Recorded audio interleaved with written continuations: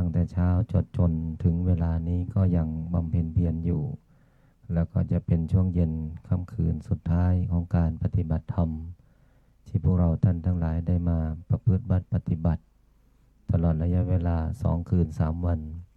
ค่ำคืนของวันนี้เป็นค่ำคืนของวันธรรมสวนะ15 ค่ำเดือน 3ตรงกับวันมาฆบูชาตามที่ได้อธิบายบรรยายธรรมไปแต่เบื้องต้นของภาคบ่ายในวันนี้ให้พวกเราได้รับทราบของประวัติความเป็นมาในวันมาฆบูชาดังที่ได้กล่าวไปแล้วนั้นและในค่ำคืนของวันนี้ก็จะเป็นค่ำคืนแห่งการเดินประทักษิณเวียนรอบทักษิณา3 รอบตรงฐานองค์หลวงปู่ดูซึ่งการเดินประทักษิณนี้ปรากฏเกิดขึ้นครั้งนี้สถานที่นี้นะเป็นครั้งแรกของการเดินประทักษิณในการบูชาคุณของพุทธเจ้าเนื่องในวันมาฆบูชาทุกปีนั้นทางวัดก็จะกำหนดที่ด้านล่างพระปางเปิดโลกแต่วันนี้พวกเราท่านทั้งหลายญาติโยมทุกสารทิศที่เดินทางมาปฏิบัติธรรมตลอดถึงญาติโยมเมื่อได้ทราบข่าวสารก็ได้เดินทางมาร่วมกิจกรรมในการเวียนเทียนเนื่องในวันมาฆบูชาซึ่งทางวัดป่าพุทธชินวงศ์ศาลามได้กำหนดสถานที่ก็คือบนม่อนพญานาคราชแห่งนี้อันนั้นค่ำคืนนี้เราท่านทั้งหลายจะสาธยายมนต์บทมหาจักรพรรดิเสร็จแต่แล้วนั้นก็จะได้กล่าวคำบูชาดอกไม้ธูปเทียนที่พวกเราท่านทั้งหลายได้จัดน้อมนำถวายเพื่อประกอบพิธีการประทักษิณ3 รอบในการเดินพระสงฆ์ทั้งนั้นก็จะแบ่งกันเป็น2 แถวเดินนำหน้าส่วนญาติโยมสาธุชนก็จะเดินตามหลังพระสงฆ์จำนวน2 แถวเช่นเดียวกันหากแม้นว่าสถานที่อาจจะไม่เพียงพอแต่พวกเราก็ขยับขยายให้เพียงพอเก็บอาสนะอยู่ในมุมที่สมควรที่ไม่ขัดข้องและติดขัดการจราจรในการเดินดังนั้นก็ขอแจ้งให้พวกเราได้ทราบในการที่พวกเราท่านทั้งหลายจะได้ถวายเสียงในค่ำคืนของวันนี้เพื่อน้อมถวายเป็นพุทธบูชาธรรมบูชาสังฆบูชาเพื่อน้อมรำลึกนึกถึงคุณของพระพุทธเจ้าและเพื่อน้อมรำลึกนึกถึงวันจตุรงคสันนิบาตดังที่ได้กล่าวเหตุอัศจรรย์เกิดขึ้นทั้ง4 ประการในวันนี้ขอให้พวกเราท่านทั้งหลายสาธุชนพุทธบริษัทอุบาสกอุบาสิกาผู้ตั้งมั่นอยู่ในความดีผู้มีศีลธรรมทุกคนที่ได้เดินทางมาปฏิบัติธรรมตลอดถึงได้เดินทางมาสวดมนต์เวียนเทียนในภาคค่ำคืนของวันที่3 มีนาคมปีพุทธศักราช 2569 ในค่ำคืนนี้ขอให้พวกเราท่านทั้งหลายได้น้อมจิตตั้งใจสวดมนต์ได้พร้อมเพรียงกันพุทธังชีวิตังเมปุเชมิธัมมังชีวิตังเมปุเชมิสังฆังชีวิตังเมปุเชมิพุทธังวันธามิธัมมังวันธามิสังฆังวันธามิโคปัจจาอาจาริยคุณังวันธามิมาตาปิโตคุณังวันธามิปัญไตรสิกขา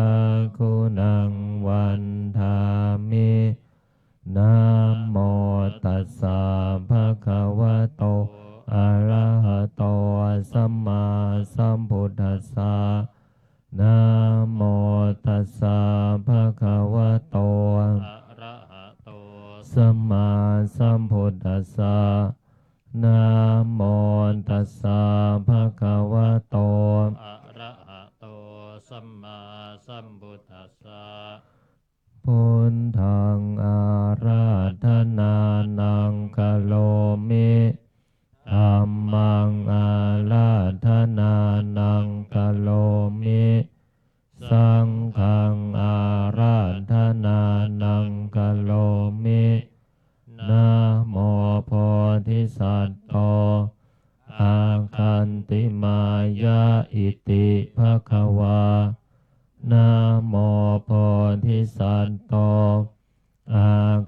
ติมายะอิติภควา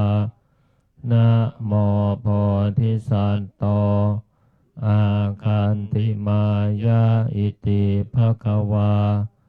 นะโมโพธิสัตว์โตพรหมปัญโยนะโมโพธิสัตว์โตพรหมปัญโยนะโมโพธิสัตว์โตพรหมปัญโยโยโทโสโมหจิตเตนะพุทธสมิงปาปะกะโตมายากรรมธรรมเมการตังโทสังสัพพะปะปังวินาศสันตุโยโทโสโมหจิตเตนะธัมมสมิงปาปะกะโตมายากรรมธรรมเมการตังโทสังสัพพะปะปังวินาศสันตุโยโทโสโมหจิตเตนะสังฆสมิงปาปะกะโตมายากรรมธรรมเมการตังโทสังสัพพะปะปังวินาศสันตุนะโมตัสสะภะคะวะโตอะระหะโตสัมมาสัมพุทธัสสะนะโมตัสสะภะคะวะโตอะระหะโตสัมมาสัมพุทธัสสะนะโมตัสสะภะคะวะโตอะระหะโตสัมมาสัมพุทธัสสะนะโมพุทธายะพระพุทธไตรรัตนญาณมานีนพรัตน์สีสหัสสสุธรรมาพุทโธธัมโมสังโฆยันถาพุทโมนะพุทธบูชาธัมมบูชาสังฆบูชาอังคีทานังวารังคันทังสิวาริจมหาเถลังอาหังวันทามิทุระโตอาหังวันทามิธาตุโยอาหังวันทามิสัพพโสพุทธธัมมสังฆปูเชมินะโมพุทธายะพระพุทธไตรรัตนญาณมานีนพรัตน์สีสหัสสสุธรรมาพุทโธธัมโมสังโฆยันถาพุทโมนะพุทธบูชาธัมมบูชาสังฆบูชาอักขิทานังวะรังคันทังสิวาริจมหาเถลังอาหังวันทามิทุระโต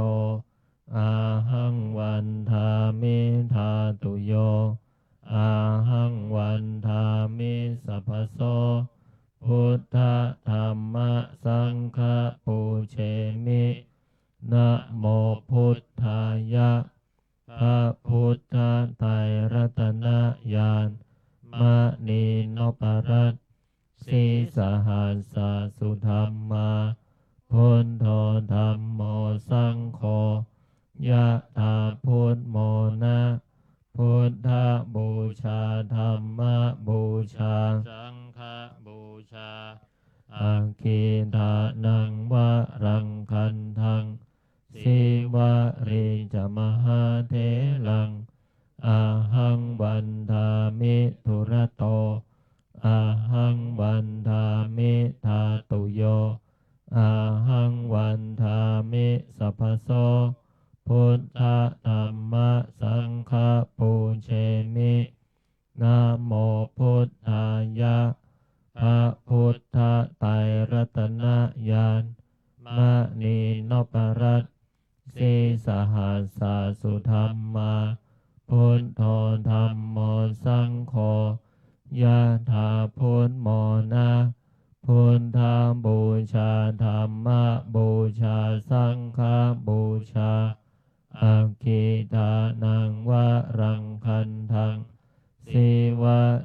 จะมหาเถลังอาหังวันทามิธุระโตอาหังวันทามิธาตุโยอาหังวันทามิสัพพโสพุทธธัมมะสังฆปูเชมินะโมพุทธายะพระพุทธไตรรัตนญาณมณีนพรัตน์สีสหัสสสุธรรมาพุทโธธัมโมสังโฆยะถาพุทโมนะพุทธบูชาธัมมบูชาสังฆบูชาอาคิทานังวารังคันทังสิวะลิจมหาเถลังอาหังวันทามิธุระโตอาหังวันทามิธาตุโยอาหังวันทามิสัพพโสพุทธธัมมะสังฆปูเชมินะโมพุทธายะพระพุทธไตรรัตนญาณมณีนพรัตน์สีสหัสสสุธรรมาพุทโธธัมโมสังโฆยะถาพุทโมนะพุทธบูชาธัมมบูชาสังฆบูชาอาคิทานังวะลังคันทังสิวะริจมหาเถลังอาหังวันทามิธุระโตอาหังวันทามิธาตุโยอาหังวันทามิสัพพโสพุทธธัมมะสังฆปูเชมินะโมพุทธายะพระพุทธไตรรัตนญาณมณีนพรัตน์สีสหัสสสุธรรมาพุทโธธัมโมสังโฆยะถาพุทโมนะพุทธบูชาธัมมบูชาสังฆบูชาอาคิทานังวะลังคันทังสิวะลิจมหาเถลังอาหังวันทามิธุระโตอาหังวันทามิธาตุโยอาหังวันทามิสัพพโสพุทธธัมมะสังฆปูเชมินะโมพุทธายะพระพุทธไตรรัตนญาณมณีนพรัตน์สีสหัสสสุธรรมาพุทโธธัมโมสังโฆยะถาพุทโมนะ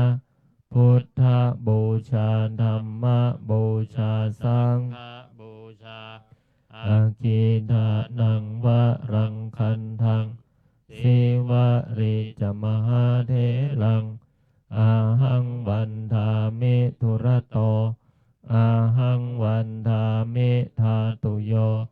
อาหังวันทามิสัพพโสพุทธธัมมะสังฆปูเชมินะโมพุทธายะพระพุทธไตรรัตนญาณมณีนพรัตน์สีสหัสสสุธรรมาพุทโธธัมโมสังโฆยะถาพุทโมนะพุทธบูชาธัมมบูชาสังฆบูชาอาคิทานังวะรังคันทังสิวะริจมหาเถลังอาหังวันทามิธุระโตอาหังวันทามิธาตุโยอาหังวันทามิสัพพโสพุทธธัมมะสังฆปูเชมินะโมพุทธายะพระพุทธไตรรัตนญาณมณีนพรัตน์สีสหัสสสุธรรมาพุทโธธัมโมสังโฆยะถาพุทโมนะพุทธบูชาธัมมบูชาสังฆบูชาอาคิทานังวะลังคันทังสิวะริจมหาเถลังอาหังวันทามิธุระโต อาหังวันทามิธาตุโยอาหังวันทามิสัพพโสพุทธธัมมะสังฆปูเชมินะโมพุทธายะพระพุทธไตรรัตนญาณมานีนพรัตน์สีสหัสสสุธรรมาพุทโธธัมโมสังโฆยะถาพุทโมนะพุทธบูชาธัมมบูชาสังฆบูชาอัคคีทานังวรังคันทังสีวาริจมหาเทลังอาหังวันทามิทุระโตอาหังวันทามิธาตุโยอาหังวันทามิสัพพโสพุทธธัมมสังฆปูเชมินะโมพุทธายะพระพุทธไตรรัตนญาณมะนีนพรัตน์สีสหัสสสุธรรมาพุทโธธัมโมสังโฆยะถาพุทโมนะพุทธบูชาธัมมบูชาสังฆบูชาอาคิทานังวะลังคันทังสีวาริจมหาเทลังอาหังวันทามิทุระโตอาหังวันทามิธาตุโยอาหังวันทามิสัพพโสพุทธธัมมสังฆปูเชมินะโมพุทธายะพระพุทธไตรรัตนญาณมานีนพรัตน์สีสหัสสสุธรรมาพุทโธธัมโมสังโฆยะถาพุทโมนะพุทธบูชาธัมมบูชาสังฆบูชาอาคิทานังวะลังคันทังสีวาริจมหาเทลังอาหังวันทามิทุระโตอาหังวันทามิธาตุโยอาหังวันทามิสัพพโสพุทธธัมมสังฆปูเชมินะโมพุทธายะพระพุทธไตรรัตนญาณมานีนพรัตน์สีสหัสสสุธรรมาพุทโธธัมโมสังโฆยะถาพุทโมนะพุทธบูชาธัมมบูชาสังฆบูชาอัคคีทานังวรังคันทังสีวาริจมหาเทลังอาหังวันทามิทุระโตอาหังวันทามิธาตุโยอาหังวันทามิสัพพโสพุทธธัมมสังฆปูเชมิเปิดหนังสือเป็นหน้า210หน้า210เราท่านทั้งหลายจะได้กล่าวคำบูชาพิเศษเนื่องในวันสำคัญทางพระพุทธศาสนาหน้า210นะ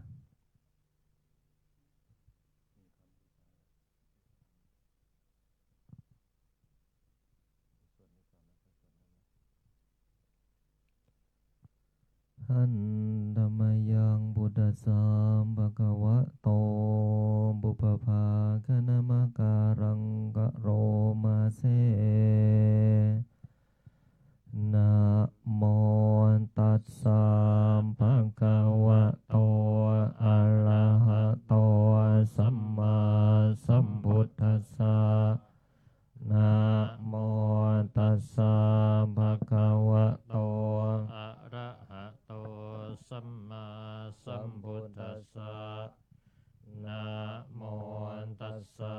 ภะคะวะโตอะระหะโตสัม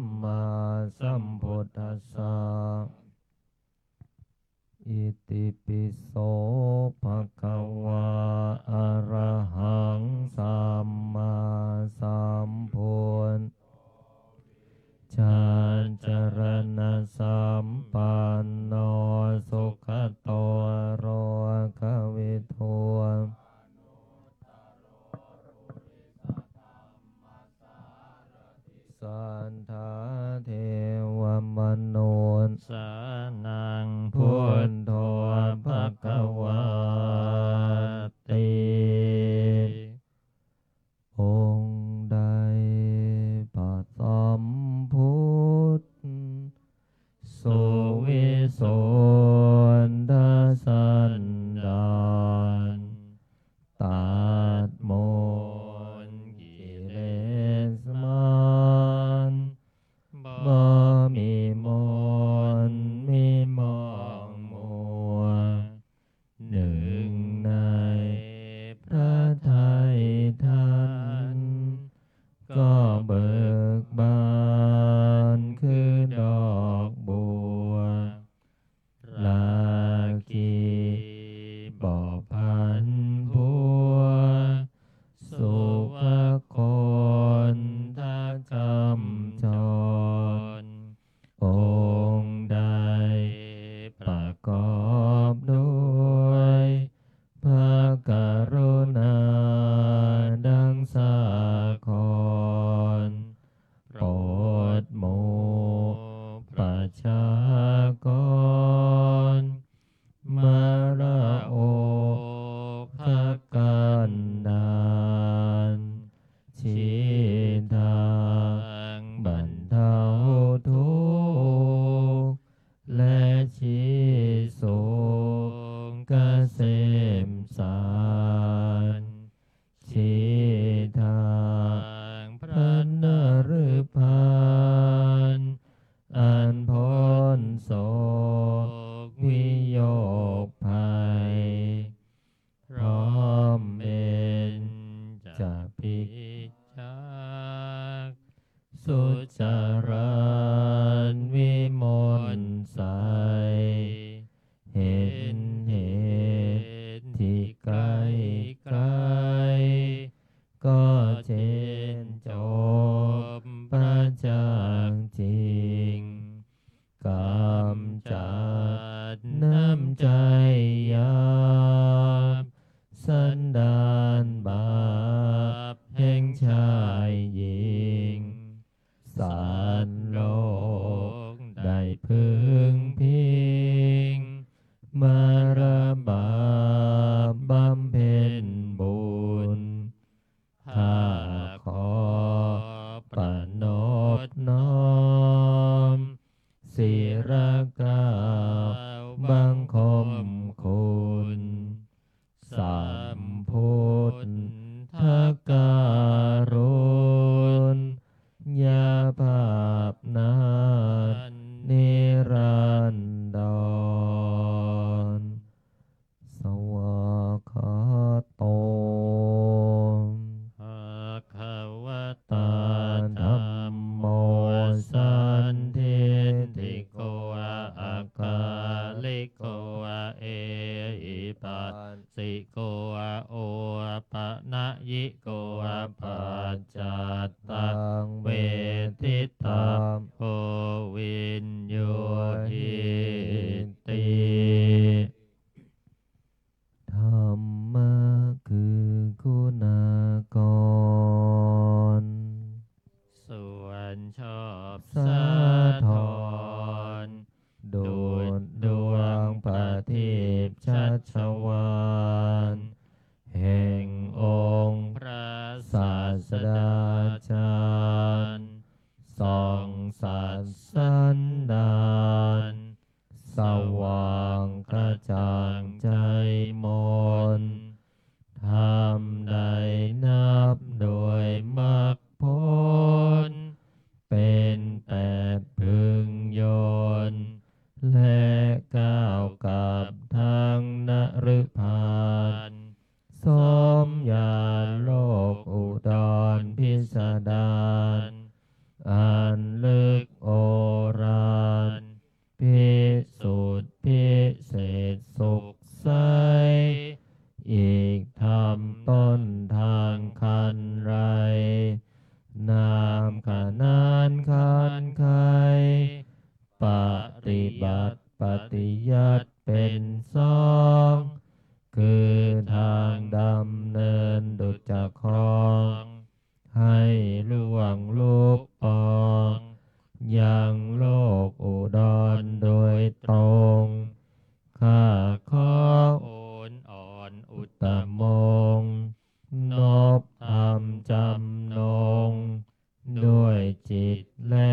กายวาจาสุปฏิปันโนภะคะวะโตสาวกสังโฆอุชุปฏิปันโนภะคะวะโตสาวกสังโฆยายะปฏิปั ปั น น โน โนภะคะวะโตสาวกสังโฆ สามิน จิปฏิปันโนภะคะวะโตสาวกสัง โฆ ยะติทังจัตตาลิปุริสยุคานิอัตถปุริสบุค ขะลาเอสะ ภะคะวะโตสาวกสังโฆอาหุนายโย ปาหุนายโยทักขินายโยอัญชลิก กรณิโยอนุตตรังปุญญ ญะเหตังโลกัส สาติทรงได้สาวกศาสดา รับปฏิบัติ มาแด่องค์สมเด็จพระกวันเห็นแจ้งจตุสัจเสร็จบันรู้ทางที่อันละงับและดับทุกข์ภัย โดยเสด็จพระผู้ตรัสไตรปัญญาผ่องใสสะอาดและปัดมัวมองเห็นห่างทางข้าศึกปองบ่มีรำพองด้วยกายและวาจาใจเป็นเนื้อนาบุญอันภัยสานแต่โลกไกลและเกิดพิบูลผลพ้นสมอย่าเอารสทศพลมีคุณอนันต์อเนกจะนับเรือตราข้าของ นบห ห มู่ มู่พระสราพกคงคุณานุคุณประดุจจะรำพัน ด้วยเดชบุญข้าอภิวันพระไตรรัตน์อัน อุดม ดิเลกนิรัตไสยจงช่วย ขจัดโพยภัย อันตรายใด จงดับและกับเสื่อม ๆ สู สู ญ ญ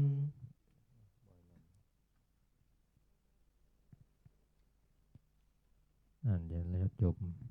ว่าตามนะ อัจฉายัง อัจฉายัง คานะปุณณมี กานะปุณณมี สัมปัตตา สัมปัตตา มาคะนักขัตเตนะ มาคะนัตตะเตนะ ปุณณจันโท ปุณณจันโท ยุตโต ยุตโต ยัตถา ยัตถา ตถาคะโต ตถาคโต อะระหังสัมมาสัมพุทโธ อะระหังสัมมาสัมพุทโธ จาตุลังคิเก สาวกสันนิปาเต สันกะสันนิปาเต โอวาทปาติโมกขัง อุทธิสิตถาหิ อัฏฐเตระสานิ สัพเพสังเยวะ ขีนาสวานัง สัพเพเต เอหิภิกขุกา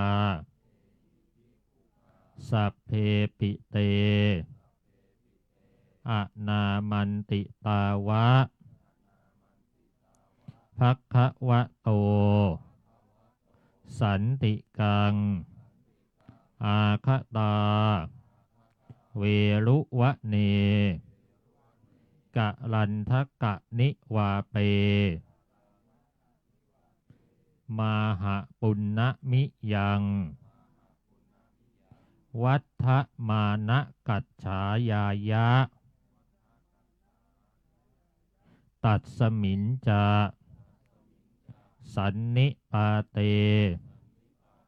ภัคคะวาวิสุทธุโปสถังอากาสีอะยังอัมหากังภัคคะวะโตเอโกเยวะสาวกสันนิปาโตอโหสีจาตุลังคิโกอัปพะเตระสานิภิกขุสตานิสัพเพสังเยวะขีนาสวานังมะยันธานิอิมังมาคะปุณณมีนักขัตตะสะมะยังตักกาละสะทิสังสัมปัตตาจิระปะรินิพพุตัมปีตังภัคคะวันตังอนุสสระมานาอิมัสสมิงตัสสะภัคคะวะโตสักขิภูเตเจติเยอิเมหิทีปะทูปะปุปผาทิสักกาเลหิตังภัคคะวันตังตานิจาอัฏฐเตระสานิภิกขุสตานิอภิปูชยามะสาธุโนพันเตภัคคะวาสสาวะสังกโตสุจิระปรินิพพุตโตปิคุเนหิทะระมาโนอิเมทีฆะรัตตังหิตายะสุขายะวันนี้มาประจวบวันมาฆปุณณมีเพ็ญเดือน3พระจันทร์ประกอบด้วยฤกษ์มาฆตรงกับวันที่พระตถาคตอรหันต์สัมมาสัมพุทธเจ้าได้ทรงแสดงโอวาทปาติโมกข์ขึ้นในที่ประชุมสงฆ์สาวกพร้อมด้วยองค์4ประการครั้งนั้นพระภิกษุ 1,250 องค์ล้วนแต่เป็นพระขีณาสพอุปสมบทด้วยเอหิภิกขุอุปสัมปทาไม่มีผู้ใดเรียกมาประชุมยังสำนักพระผู้มีพระภาคณเวรุวนารามเวลาตะวันบ่ายในวันมาฆปุระมีและสมเด็จพระผู้มีพระภาคได้ทรงทำวิสุทธิอุโบสถทรงแสดงโอวาทปาติโมกข์ขึ้นณที่ประชุมแห่งนั้นการประชุมสาวกสงฆ์พร้อมด้วยองค์4 ของพระผู้มีพระภาคเจ้าแห่งเราทั้งหลายนี้ได้มีครั้งเดียวเท่านั้นพระภิกษุ 1,250 องค์ล้วนแต่พระขีณาสพบัดนี้เราทั้งหลายมาประจวบมาฆปุณณมีนักขัดสมัยนี้ซึ่งคล้ายกับวันจาตุรงคสันนิบาตนั้นแล้วมาระลึกถึงพระผู้มีพระภาคเจ้าและพระภิกษุ 1,250 องค์นั้นด้วยสักการะทั้งหลายมีเทียนธูปและดอกไม้เป็นต้นเหล่านี้ในเจดีย์สถานนี้ซึ่งเป็นพยานของพระผู้มีพระภาคเจ้านั้นข้าแต่พระองค์ผู้เจริญขอเชิญพระผู้มีพระภาคพร้อมด้วยสาวกสงฆ์แม้ปรินิพพานนานมาแล้วยังเหลืออยู่แต่พระคุณเจ้าทั้งหลายจงทรงรับสักการะบรรณาการคนยากเหล่านี้ของข้าพระพุทธเจ้าทั้งหลายเพื่อประโยชน์เพื่อความสุขแก่ข้าพระเจ้าทั้งหลายสิ้นกาลละนานเทอญ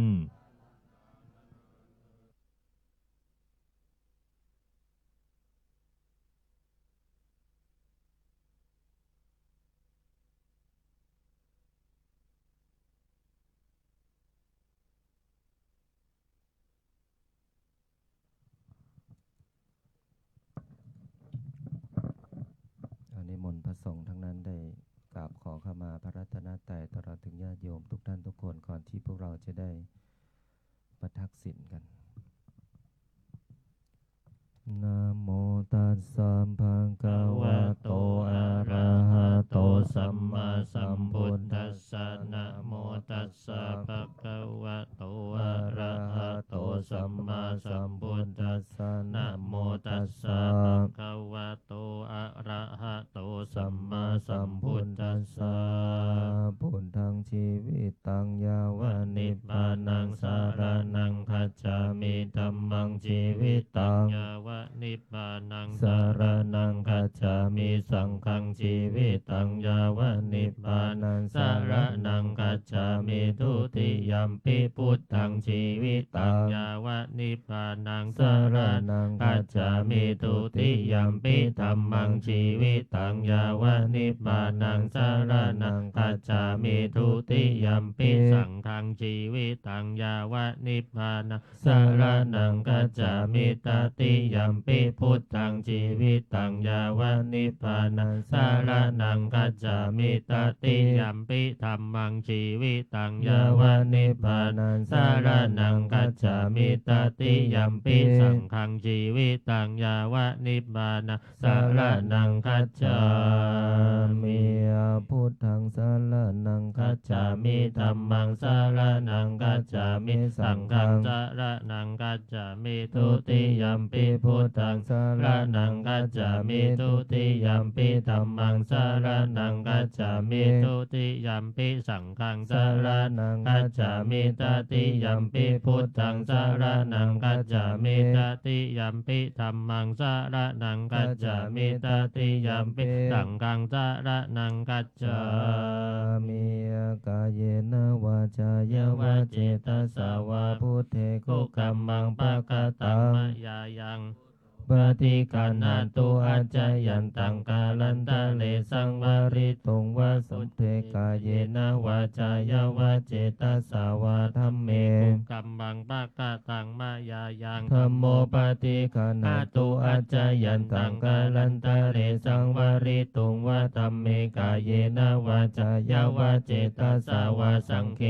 กัมมังปะกะตังมายายังสังโฆปฏิกันหาตุอาจายันตังกาลันตะเลสังวาริตุงวาสังเค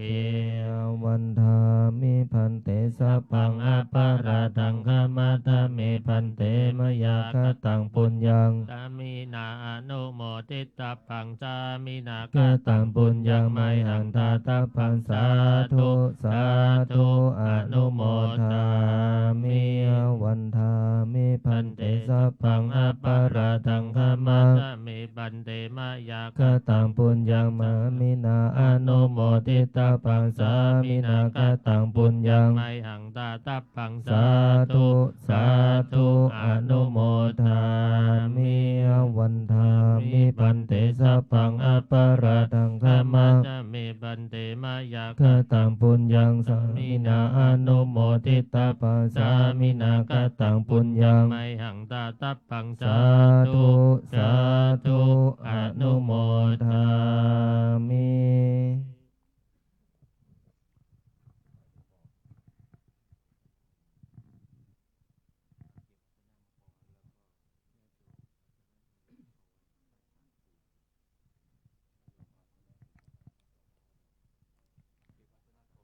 ญาติโยมเอาอาสนะเข้าไปไว้ที่ใต้ฐานหลวงปู่ดูที่ชั้น2ก่อนเลยครับทั้งหมดเลยชั้นด้านหน้าเลยนะไม่ต้องลงไปชั้น1นี่นะชั้นที่2นี่เลยนะครับเดี๋ยวพระภิกษุสามเณรจะได้ลงไปนะท่านพระครูอภิรักษ์ชินวงศ์จะนำแล้วพระจะมี2แถวนะให้ญาติโยมเดินตามพระเนนนะครับ2แถวนะเวียนประทักษิณนะโดยท่านพระครูไทยท่านจะยืนรูปเดียวข้างหน้านะครับเป็นผู้นำ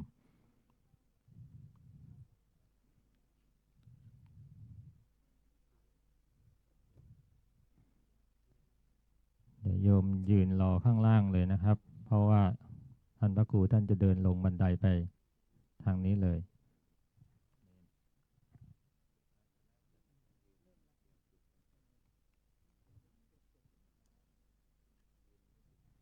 โยมยืนชิดฝั่งกำแพงไว้เลยนะครับยืนชิดฝั่งกำแพงไว้เอาระยะใกล้ๆกันเลยนะ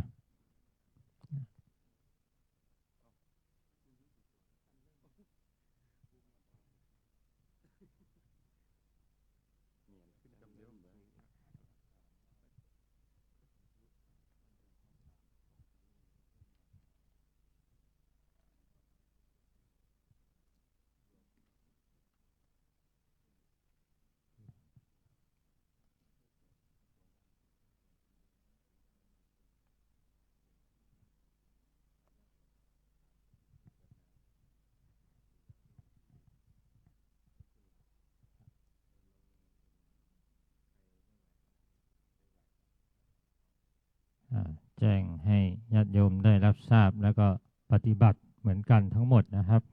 หลังจากที่เราเวียนประทักษิณครบ3รอบแล้วก็ให้พระภิกษุสงฆ์สามเณรขึ้นมายังชั้น3ก่อนนะครับเพื่อที่จะมาวางดอกไม้ธูปเทียนบูชาหลวงปู่ข้างบนหลังจากพระภิกษุสามเณรลงไปแล้วก็ให้ญาติโยมเดินขึ้นมาต่อเลยนะครับเพื่อที่จะวางดอกไม้ธูปเทียนต่อแล้วก็ลงไปที่หินอธิษฐานไปกรวดน้ำที่นั่นเหมือนเมื่อคืนเช่นเคยนะครับผมพอเสร็จจากตรงนั้นแล้วก็แยกย้ายกันไปพักผ่อนตามอัธยาศัยนะใครไหวก็เดินลงบันไดใครไม่ไหวก็รอรถพรุ่งนี้เช้าเจอกันตี 5เหมือนเดิมที่ถ้ำภาวนาโพธิญาณ6 โมงเช้าเดินจงกรม7 โมงใส่บาตรแล้วก็รับประทานอาหาร8:30 นาทีโยมต้องพร้อมในถ้ำภาวนาโพธิญาณเพื่อพระครูอภิรักษ์ชินวงศ์จะได้ทำพิธีปิดและมอบ เกียรติบัตรที่อันดับสืบไปนะครับ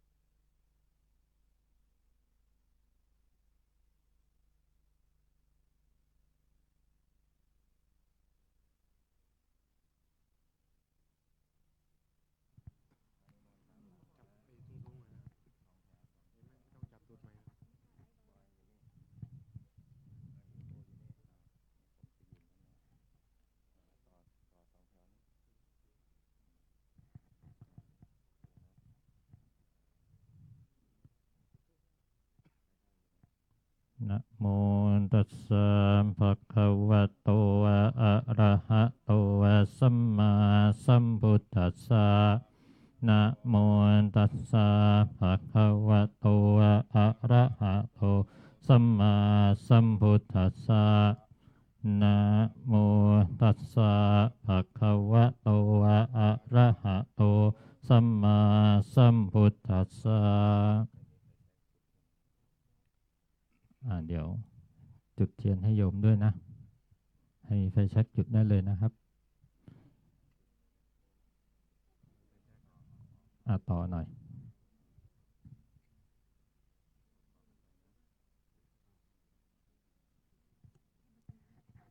อิติปิโสภะคะวะอะระหังสัมมาสัมพุทโธวิชชาจรณะสัมปันโนสุขโตโลกวิทูอนุตตะโรปุริสธรรมสารติสัทธาเทวมนุษย์สานังพุทโธภควาติอิติปิโสภควาอะระหะสัมมาสัมพุทโธวิชาจรณะสัมปันโนสุขโตโลกวิทูอนุตตะโรปุริธัมมสารติสัทธาเทวมนุษย์สานังพุทโธภควาติอิติปิโสภควาอะระหังสัมมาสัมพุทโธวิชาจรณะสัมปันโนสุขโตโลกวิทูอนุตตะโลปุริสธรรมสารติสัทธาเทวมนุษย์สานังพุทโธภควาติอิติปิโสภควาอะระหังสัมมาสัมพุทโธวิชาจรณะสัมปันโนสุขโตโลกวิทูอนุตตะโรปุริสธรรมสารติสัทธาเทวมนุษย์สานังพุทโธภควาติอิติปิโสภควาอะระหะสัมมาสัมพุทโธวิชาจรณะสัมปันโนสุขโตโลกวิทูอนุตตะโลปุริสธรรมสารติสัทธาเทวมนุษย์สานังพุทโธภควาติสวากขาโตภควตาธรรมโมสันเทติโกอาคาติโกเอหิปัสสิโกโอปะนะยิโกภาจัตตังเวทิตาโควินโยเหินติสวากขาโตภควตาธรรมโมสันเทติโกอาคาติโกเอหิปัสสิโกโอปะนะยิโกปัจจัตตาเวทิตาโพวินโยเฮติสวากขาโตภควตาธัมโมสันเทติโกอาคา โกเอหิปัสสิโกโอปะนะยิโกปัจจัตตังเวทิตาโอวินโยหิติสวากขาโตภะคะวตาธัมโมสันเทติโกอากาลิโกเอหิปัสสิโกโอปะนะยิโกปัจจัตตังเวทิตาโอวินโยหิติสวากขาโตภะคะวตาธัมโมสันเทติโกอากาลิโกเอหิปัสสิโกโอปะนะยิโกปัจจัตตังเวทิตาโอวินโยหิติสวากขาโตภะคะวตาธัมโมสันเทติโก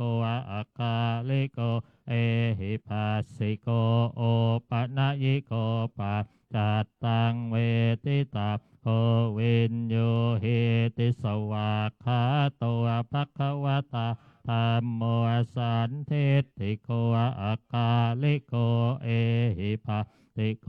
โอปะนะยิโกปัจจัตตังเวทิตาโอวินโยหิติสุปฏิปันโนภะคะวะโตสาวกสังโฆอุชุปฏิปันโนภะคะวะโตสาวกสังโฆยายะปฏิปันโนภะคะวะโตสาวกสังโฆสามีจิปฏิปันโนภะคะวะโตสาวกสังโฆยะทิทางจาตาลิปุริสยุคานิอัตตปุริสปุภะลาเอสะภะคะวะโตสาวกสังโฆอาหุนายโยปาหุนายโยทักขินายโยอัญชลิกะระนิโยอนุตตระปุญญเขตังโลกาสัตติสุปฏิปันโนภะคะวะโตสาวกสังโฆอุชุปฏิปันโนภะคะวะโตสาวกสังโฆยายะปฏิปันโนภะคะวะโตสาวกสังโฆ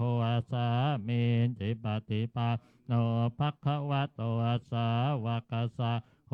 ยะทิทางจาตาลิปุริสยุคานิอัตถปุริสปุภะลาเอสะภะคะวะโตสาวกสังโฆอาหุนายโยปาหุนายโยทักขินายโยอัญชลิกะระนิโยอนุตตระปุญญเขตะโลกาสส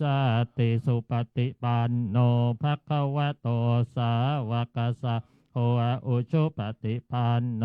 ภะคะวะโตสาวกสังโฆยายะปฏิปันโนภะคะวะโตสาวกสังโฆสามีจิปฏิปันโนภะคะวะโตสาวกสังโฆยะทิทางจาตาลิปุริสยุคานิอัตถปุริสปุภะลาเอสะภะคะวะโตสาวกสังโฆอาหุนายโยปาหุนายโยทักขินายโยอัญชลิกะระนิโยอนุตตระปุญญเขตังโลกาสัตติสุปฏิปันโนภะคะวะโตสาวกสังโฆอุชุปฏิปันโนภะคะวะโตสาวกสังโฆยายะปฏิปันโนภะคะวะโตสาวกสังโฆสามีจิปฏิปันโนภะคะวะโตสาวกสังโฆยะทิทางจาตาลิปุริสยุคานิอัตถปุริสปุภะลาเอสะภะคะวะโตสาวกสังโฆอาหุนายโยปาหุนายโยทักขินายโยอัญชลิกะระนิโยอนุตตรังปุญญเขตังโลกาสสติสุปฏิปันโนภะคะวะโตสาวกสังโฆอุชุปฏิปันโนภะคะวะโตสาวกสังโฆยายะปฏิปันโนภะคะวะโตสาวกสังโฆสามีจิปฏิปันโนภะคะวะโตสาวกสังโฆยะทิทางจาตาลิปุริสยุคานิอัตถ ะปุริสโปคะลาเอสะภะคะวะโตสาวกสังโฆอาหุนายโยปาหุนายโยทักขินายโยอัญชลิกะละนิโยอนุตตรังปุญญาเขตังโลกัสสันติสุปฏิปันโนภะคะวะโตสาวกสังโฆอุชุปฏิปันโนภะคะวะโตสาวกสังโฆยายปฏิปันโนภะคะวะโตสาวกสังโฆสามีจิปฏิปันโนภะคะวะโตสาวกสังโฆยะทิทางจัตตาลิปุริสยุคานิอัตถปุริสปุพะลาเอสะภะคะวะโตสาวกสังโฆอาหุนายโยอาหุนายโยทักขินายโยอัญชลิกะละนิโยอนุตตระปุญญเขตังโลกัสสติ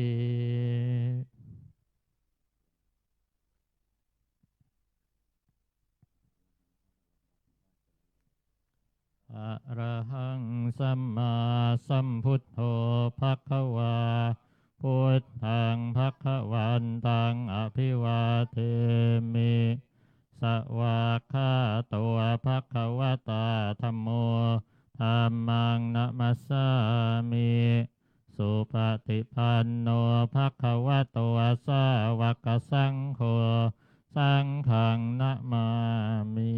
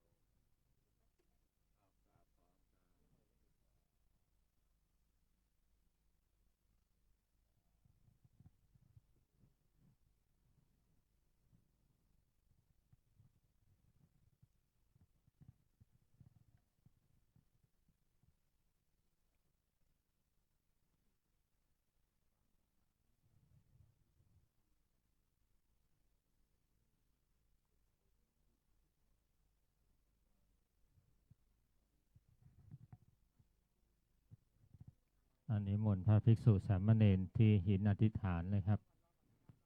เอาที่กรวดน้ำไปเลย